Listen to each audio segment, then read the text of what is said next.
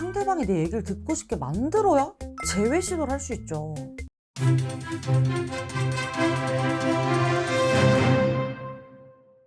안녕하세요. 연애자격 가람쌤이에요. 많은 분들이 재회하고 싶다, 어떻게 하냐고 질문을 많이 해주시는데, 재회라는 목표를 이루기 위해 협상하는 법 오늘 쫙 알려드릴게요. 재회 협상하는 법 첫 번째, 상대방을 협상 테이블에 앉히기. 여러분, 연애라든가 재회도 그렇고 모든 인간관계는 암묵적인 거래예요. 하물며 친구 관계에서도 내가 이 친구로부터 즐거움이든 편안함이든 얻을 게 없다면 이 관계는 끊기게 되죠. 연애를 할 때도 이렇게 암묵적인 거래라는 게 존재해요. 하루에 연락은 어떻게 할 것이며, 데이트는 몇 회 어떻게 할 것인지, 또 애정 표현은 어떻게 주고받을 것인지, 이런 거래 말이죠. 그런데 이별이란 건, 예를 들어서 내가 거래처한테 일주일에 보리쌀 5가마니를 주기로 하고 그걸 유지하기로 했어. 근데 내가 그걸 반복적으로 못 지켰어. 그럼에도 그 거래처가 처음 몇 번은 이해해 주기도 하고 5가마니에서 3가마니로 줄여주기도 했어. 그런데도 내가 반복적으로 못 지켰어. 이때 바로 계약 파기, 즉 이별을 하게 됩니다. 거래가 깨진 상태죠. 그렇다면 나랑 다시 거래할 만한 무언가가 있어야 다시 그 거래를 시작해 볼 텐데, 이러한 명분은 제공해 주지 않은 채로 우리는 무작정 다시 거래하자, 한 번만 다시 생각해 달라고 조르기만 하죠. 그럼 여러분들은 이렇게 조르기만 하는 거래처랑 다시 거래를 하고 싶나요? 아니겠죠. 심지어 그동안 약속을 계속 어겼으면서 이제는 진짜 보리쌀 5가마니 줄 테니까 거래를 계속 하자고 해요. 그럼 상대방은 믿어질까요? 상대방은 협상할 마음도 이유도 느끼지 못하고 있는데, 즉 협상할 테이블에 앉지도 않았는데 나는 계속 협상만 말한 게 아닐까요?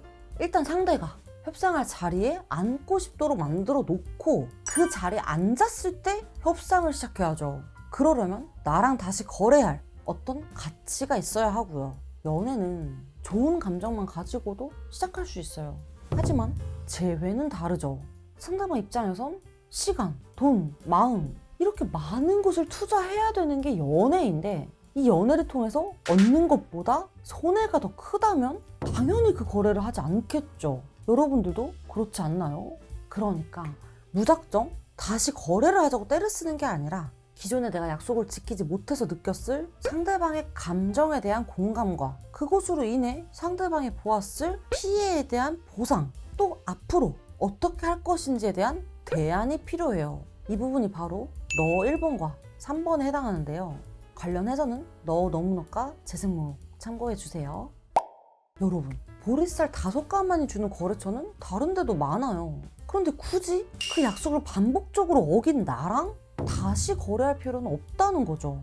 그럼 다른 경쟁업체보다도 나랑 거래하는 것에 대한 이득을 말해줘야 되는데, 그게 무엇이냐는 거죠. 여러분들이 가진 강점, 자원은 무엇인가요? 상대가 나랑 처음 거래를 시작한 이유는 무엇일까요? 그리고 그동안은 나에게서 기대를 저버렸지만 사실 상대방이 가장 원하던 건 무엇이었을까요? 이 부분을 내가 누구보다 더 잘 알고 있고 해줄 수 있다면 굳이 상대방도 다른 거래처 알아보다가 안 맞으면 또 계약 파기하고 그럴 필요 없이 나를 만나는 게 상대방 입장에서도 더 이득이라는 거죠. 여러분, 재회는 이렇게 하셔야 돼요. 무작정 감정에 호소하고 떼를 쓴다고 절대 되는 게 아니에요. 재회 협상하는 법 두 번째, 협상하기. 자, 이렇게 상대방이 나랑 협상하고 싶도록 테이블에 앉혔다면 이젠 진짜로 협상을 시작해 봐야죠. 헤어진 후에 상대방한테서 답장이 왔거나 만남까지 이루어졌다면 이건 상대방도 내 얘기를 좀 더 들어보고자 하는 심리예요. 이게 바로 협상할 기회라는 거죠. 하지만 상대방의 반응은 당연히 차가울 거예요. 그런데 여기서 겁을 먹고 물러나면 그대로 아름답게 이별을 맞이하게 됩니다. 기회 놓치고 이렇게 허무하게 끝내려고 재회 시도한 거 아니잖아요? 칼을 뺐으면 무라도 썰어야죠. 상대방의 스탠스에 휘말려서 감정에 휘둘리기보다는 평정심을 찾고 이성적으로 하셔야 돼요. 무섭다는 내 감정이 아닌 재회라는 목표에 집중하세요. 이 협상을 통해서 내가 얻고자 하는 건 재회라는 목표잖아요. 그런데 자꾸 내 입장, 내 감정 같은 부차적인 것들에 신경을 쓰다가 목표 달성이 방해가 돼요. 그렇다면 협상에서 가장 중요한 건 무엇일까요? 그건 바로 역지사지입니다.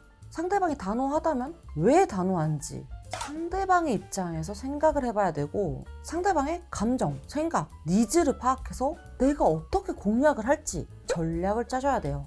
이미 이성적으로 결정이 다 끝난 상대방인데 이러한 전략 없이 감정만 가지고 시도를 한다? 거절당하기 딱 좋습니다. 그러니까 상대방이 머릿속으로 그리는 이상적인 연애는 무엇인지, 그리고 상대방은 나와의 연애에서 지금은 어떤 감정을 느끼고 있는지를 살피고 알아주셔야 돼요.